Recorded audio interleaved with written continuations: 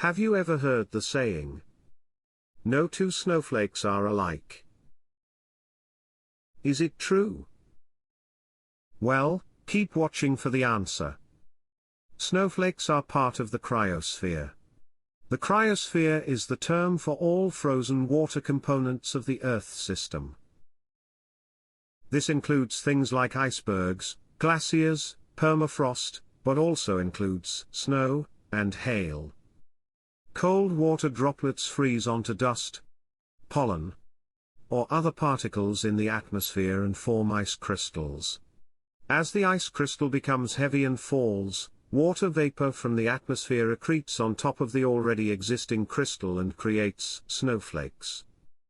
Humidity and temperature affect snowflake pattern formation.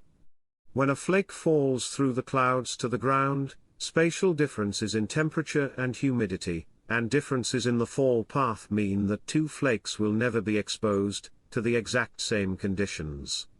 This is why no two snowflakes will be identical. There are common patterns that allow you to group the flake based on dominant characteristics. For example, needles and columns are thin and elongated flakes. Dendrites, literally meaning tree-like, has branches extending outwards from a main center point. So, it is true, no two snowflakes are alike. How many different snowflake shapes have you seen?